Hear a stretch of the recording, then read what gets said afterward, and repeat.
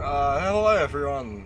My name is Outback from Outback Fun to Gaming. Today, I'm going to be playing a dating simulator called Butter Me Up. You can't even make that shit up. Basically you'll find out who the characters are. There's like two. So yeah. There she was. There she fucking was. I had never seen such a goddamn beautiful woman in my entire fucking life. She turned to face me, and it left me breathless. Howdy, have you accepted Butter as your Lord and Saviour? I stared at her, confused as fuck. I wasn't sure where to begin, but I decided it might be a good idea to introduce myself. I'm Gordon Ramsay, the newest chef in this fucking god-awful excuse for a town. She smiled at me in response, and my heart began to pound so fucking fast in my chest. I could feel my fucking face flushing a deep crimson, and I hoped she didn't notice. I'm Paula Dean. Nice to meet y'all. I didn't know who exactly y'all was meant to be referring to, since it was just the fucking two of us in the fucking park. But it didn't matter. I now had a name to put to this beautiful face. Love is real, and it has a name. Paula. So you said you're new here? Maybe I can show you the ropes, if you know what I mean. There was an awkward pause. I didn't know what the fuck she meant, and I didn't know how to respond. Fuck me. By ropes, I mean butter. That only made it even more fucking awkward. Jesus Christ, what kind of thing is that to say to someone? How the fuck do I continue this conversation? Do you like Italian food? Paula twiddled her thumbs for a moment thoughtfully. I don't know if they base everything in copious amounts of butter. I should have fucking expected that answer. I guess she really loves butter. Okay then. Fuck. I know I'm only new here, and I know we've only just fucking met. But I heard there's a butter factory or some shit in town. Do you want to check it out with me? I would gosh darn love to.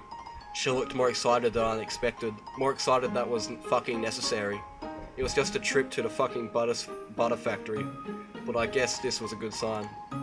I'm not really sure where the fuck it is though. Do you have a map or something? Actually, I do. She pulled out a fucking map from God knows where. Well, I'll be plucked and roasted. Looks like there's two butter factories in town. I looked at the map over her broad, manly shoulders and realized she was actually fucking right. There were two different factories on either side of the river.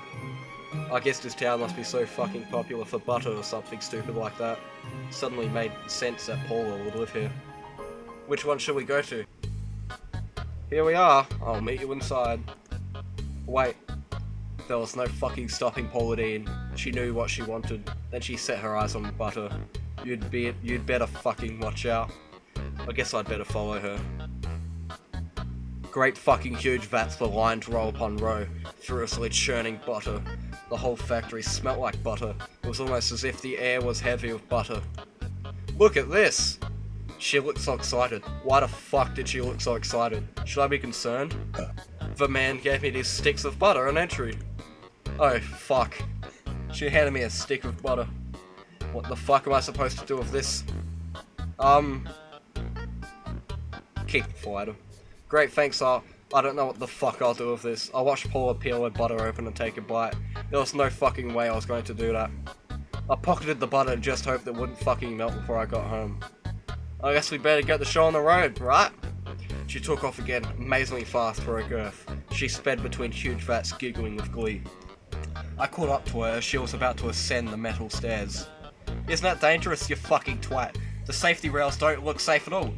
It'll be fine, trust me. I've done this before. Somehow that didn't give me a shitload of confidence. But I guess I had to fucking follow.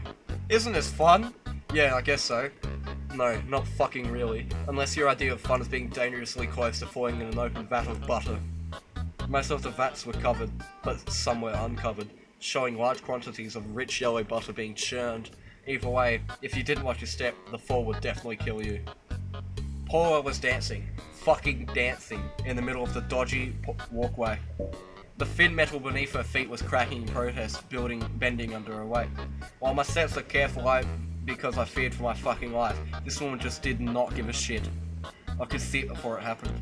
She screamed as the metal buckled under her feet and she lost balance, tipping dangerously to one side. She was going to fall right into an open vat of fucking butter.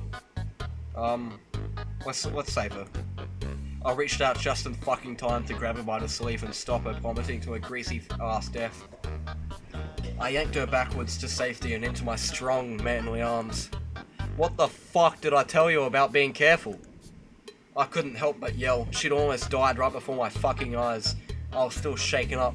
It was the kind of experience that could change a man. I'm sorry. She choked on her words, fighting back a sob.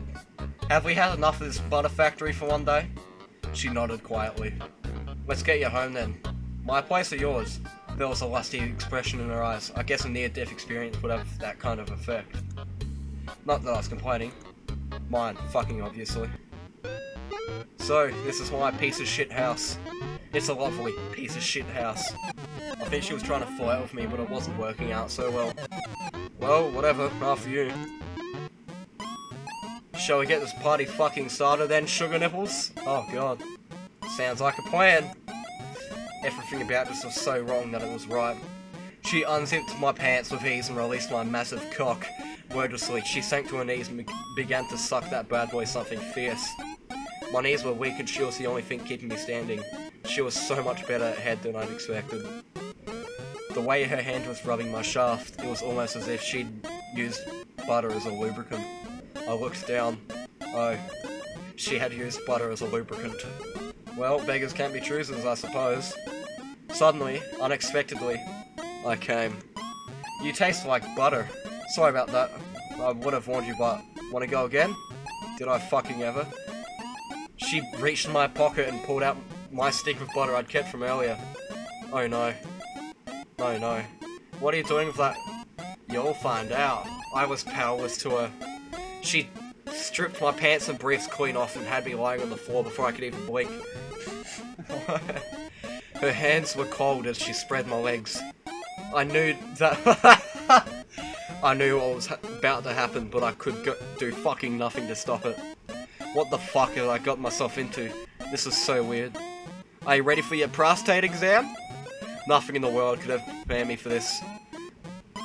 In went the butter, even though it was greasy as fuck, it went in with little difficulty. My asshole had never had to stretch like this before. But Polar preserved. Using force, she rammed the butter up my ass.